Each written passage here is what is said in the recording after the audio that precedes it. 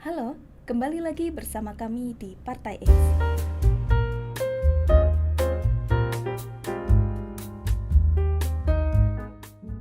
Menagih janji Prabowo. Janji melindungi HAM, tapi jangan lupakan kasus HAM yang belum terselesaikan. Janji adalah utang, apalagi ketika janji itu menyangkut harapan rakyat untuk keadilan. Dalam perjalanan Indonesia, isu hak asasi manusia masih menjadi luka yang belum terobati. Hari ini, kita akan membahas bagaimana janji-janji Prabowo Subianto, terutama dalam penyelesaian kasus HAM, terus menjadi sorotan publik. Indonesia memiliki sejarah panjang dengan kasus-kasus pelanggaran HAM yang belum tuntas. Beberapa di antaranya terus menjadi tuntutan besar rakyat kepada pemerintah. Disclaimer, kami Partai X mengubah pelanggaran HAM dengan nama pengganti, yaitu kasus penganiayaan berat, mengingat HAM dalam kamus kami tidak pernah ada. HAM adalah hak yang diberikan oleh Tuhan kepada manusia yang tidak akan pernah bisa diatur oleh hukum manusia.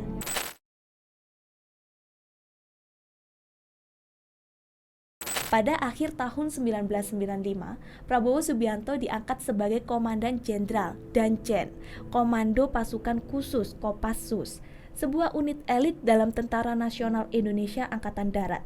Dalam periode ini, Prabowo memimpin berbagai operasi militer, namun salah satu yang paling kontroversial adalah pembentukan tim Mawar pada tahun 1997. Tim Mawar dibentuk oleh Mayor Infanteri Bambang Kristiono dengan tujuan untuk menangkap aktivis yang dianggap radikal dan mengancam stabilitas pemerintahan Orde Baru. Tim ini terdiri dari sejumlah anggota Kopassus dan melakukan operasi-operasi yang sangat rahasia menggunakan metode yang dikenal sebagai metode hitam untuk menculik aktivis pro-demokrasi.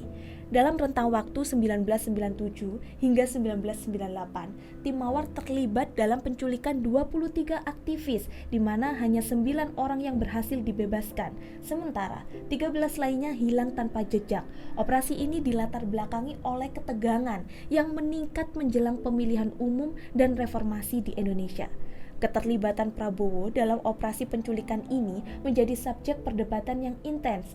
Beberapa mantan pejabat militer termasuk Majen TNI Purnawirawan Samsu Jalal menyatakan bahwa penculikan tersebut dilakukan atas perintah Prabowo. Namun, ada juga pernyataan dari mantan Danpuspom TNI Majen Purnawirawan Jasri Marin yang menyatakan bahwa tim Mawar bertindak tanpa perintah langsung dari Prabowo. Pada tahun 2018, dokumen rahasia dari Arsip Keamanan Nasional Amerika Serikat mengungkapkan bahwa penghilangan aktivis tersebut diperintahkan oleh Prabowo atas arahan Presiden Soeharto. Hal ini semakin memperkeruh posisi Prabowo di mata publik dan menambah kompleksitas dalam penilaian terhadap kepemimpinannya di Kopassus. Akibat dari tindakan tim Mawar, sejumlah anggotanya diadili oleh Mahkamah Militer. Mayor Bambang Kristiono dijatuhi hukuman penjara selama 22 bulan dan dipecat dari TNI. Beberapa anggota lainnya juga menerima hukuman serupa. Proses hukum ini menciptakan stigma yang melekat pada Prabowo sebagai pemimpin yang bertanggung jawab atas pelanggaran hak asasi manusia. Setelah pemecatan dan skandal tersebut, Prabowo tetap aktif dalam dunia pemerintahan dan bisnis. Dia mendirikan Partai Gerindra dan berusaha membangun kembali citranya. Meskipun banyak mantan anggota tim Mawar yang terlibat dalam kasus penculikan berlanjut ke karir militer atau pemerintahan, hubungan mereka dengan Prabowo tetap erat. Beberapa mantan anggota tim Mawar bahkan mendapatkan posisi penting di Kementerian Pertahanan ketika Prabowo menjabat sebagai Menteri Pertahanan. Keterlibatan Prabowo dalam kasus penculikan aktivis pro-demokrasi menimbulkan banyak pertanyaan mengenai tanggung jawab militer dan hak asasi manusia di Indonesia.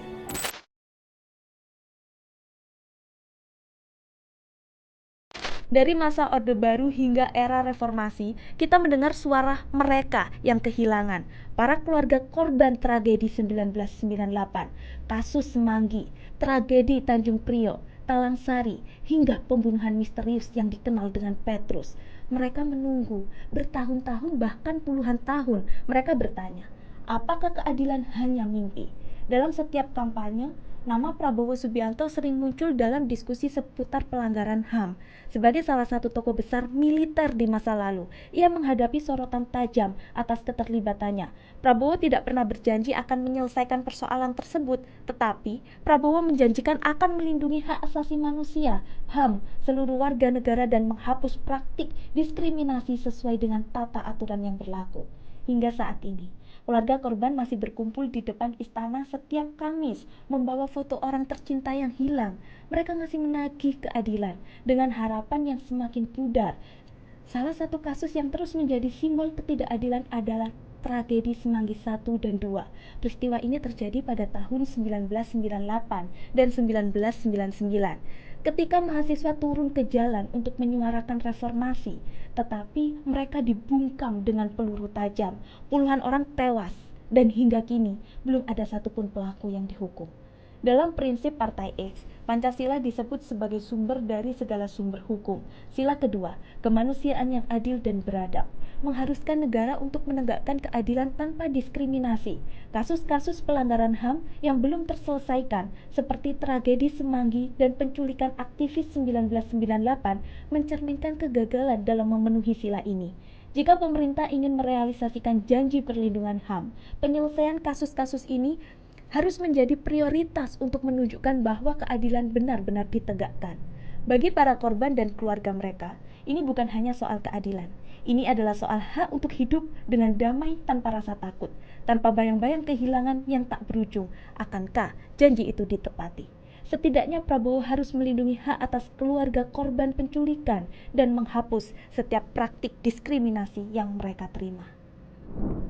Itu tadi video dari kami. Jangan lupa like, comment, and subscribe. Dan kami Partai X pamit. Kami ingin satu bangsa, satu kembali.